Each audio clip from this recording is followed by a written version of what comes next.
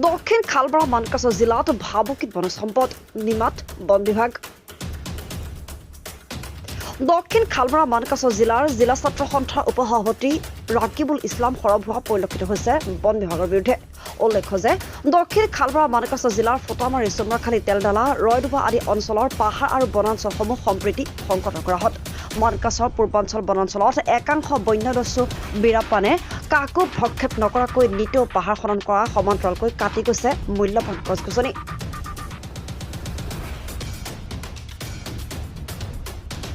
বনাঞ্চলৰ পাহাৰসমূহ এফালৰ পৰা খনন কৰি তহিলং কৰা সমান্তৰালভাৱে বনাঞ্চলসমূহৰ ভিতৰত সম্প্ৰীতি অব্যাহত আছে মূল্যৱান গছ কটাৰ অঘোষিত প্ৰতিযোগিতা।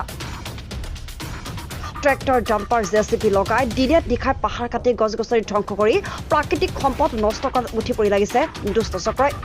সমান্তৰালকৈ জিলাখনৰ বিভিন্ন ঠাইত ব্ৰহ্মপুত্ৰৰ বুকুত চলিছে অবৈধ বালি খনন কাৰ্য।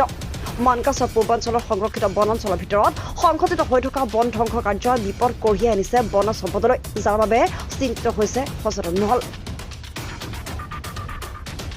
একেদৰে জিলাখনৰ গৰাখহনীয়াগ্ৰস্ত এলেকাসমূহৰ বিভিন্ন ঠাইত দুষ্ট চক্ৰই অবাধে চলাইছে অবৈধ বালি খনন কাৰ্য। এনেদৰে অবাধে বন ধ্বংস কাৰ্য চলি থকা সময়ত কুম্ভকৰ্ণ নিদ্ৰাত দক্ষিণ খালপাৰা মানকাছ জিলাৰ বন বিভাগ বুলি অভিযোগ উত্থাপন কৰি বন বিভাগৰ বিৰুদ্ধে সৰব হৈ পৰিছে ছাত্ৰ সন্থা।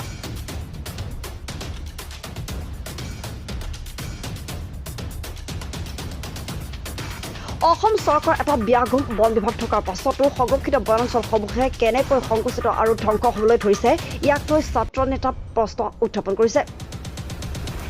বনাঞ্চল ধ্বংসৰ এই কাৰ্যত মানকাছৰ বন বিভাগৰ এছাম দুৰ্নীতিগ্ৰস্ত বিষয়া কৰ্মচাৰী জড়িত থকাৰ সন্দেহ প্ৰকাশ কৰিছে ছাত্ৰ নেতাজনে। দক্ষিণ খালপাৰা মানকাছ জিলাৰ বিভিন্ন দল সংগঠন তথা সচেতন ৰাইজে বহু সময়ত এই বনাঞ্চল ধ্বংসৰ বিৰুদ্ধে বন বিভাগক ব্যৱস্থা গ্ৰহণ কৰিবলৈ দাবী জনাই আহিছে যদিও দল সংগঠনৰ দাবীক কোনো গুৰুত্ব নিদিয়া অভিযোগ উত্থাপন হৈছে দক্ষিণ খালপাৰা মানকাছ জিলাৰ বন বিভাগৰ বিৰুদ্ধে।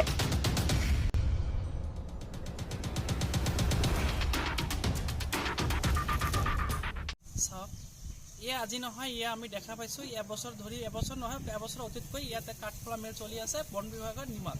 আমি আপোনালোকৰ চাগে এটা কথা ক'ব লাগিছে, যদি গছ কাটি যদি কাঠফলা মেল ব্যৱহাৰ কৰি যদি কাঠ বিক্ৰী কৰা হয় তেনেহ'লে বিষয়ৰ প্ৰয়োজন ক'ত? প্ৰশ্ন এইটো যে আপোনালোকে দেখিছে দক্ষিণৰ মানকাছৰ জিলাৰ পূৰ্ব অঞ্চল মানকাছৰৰ হিমুৰৰ পৰা দক্ষিণ চালমাৰা হিমুৰলৈ যিখন এৰিয়া আছে প্ৰত্যেকখন ঠাইতে কাঠফলা মেল চলি আছে।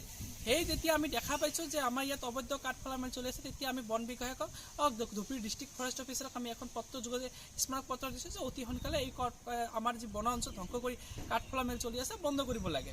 কিন্তু দেখা গৈছে DFO ছাৰ ঠিকেই সিহঁতক ডেঞ্জাৰক পঠিয়াই দিলে যে মেলবিলাক উদ্ধাৰ কৰিব লাগে, কিন্তু সিহঁতে নিমাত। আপোনালোকে দেখিছে এই বন বিষয়াত আপোনালোকে ক'বলৈ বাধ্য হৈছোঁ যে সেই কাঠফলা মেলবিলাকৰ লগত আৰু বন বিভাগৰ যিখন বিষয় আছে তাৰ লগত মিটাৰলি হোৱা লাভ পৰিলক্ষিত হোৱা দেখা গৈছে। মনে এটা প্ৰশ্ন হয় বা ৰাইজৰ এটা প্ৰশ্ন হয়। আপোনালোকে দেখিছে যে পূৰ্বাঞ্চল কালাপানী চামৰাচিলা সিফালে বন কাটি ধ্বংস কৰি শেষ কৰি দিলে, তৈলং কৰি শেষ কৰি দিলে। আপোনালোকে দেখিছে যে আমাৰ ইফালে আপোনালোকে দেখিছে যে দক্ষিণ অসম সমষ্টি গৰাখহনীয়া একেবাৰে জৰ্জন্য অৱস্থা, একেবাৰে গড়গড়নীয় অৱস্থা সময়তে কিছুমান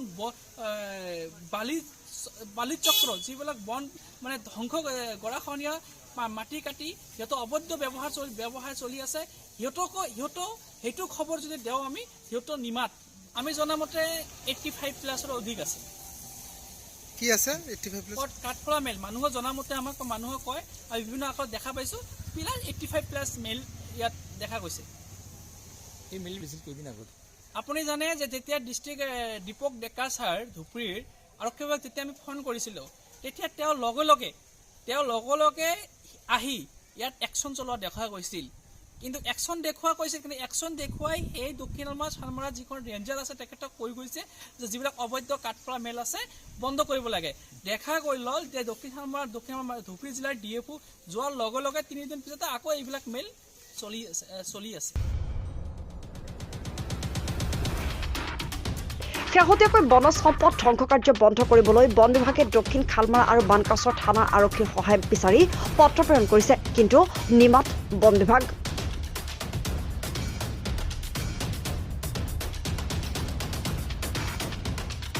সচেতন মহলত প্ৰশ্ন উত্থাপন হৈছে।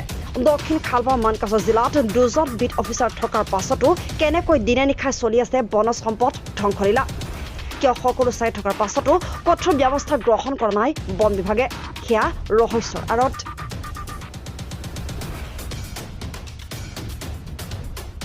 পৰৱৰ্তী সময়ত জিলা বন বিভাগে বন ধ্বংস বন্ধ কৰাৰ বাবে কি ধৰণৰ ব্যৱস্থা গ্ৰহণ কৰে সেয়া হ'ব লক্ষণীয়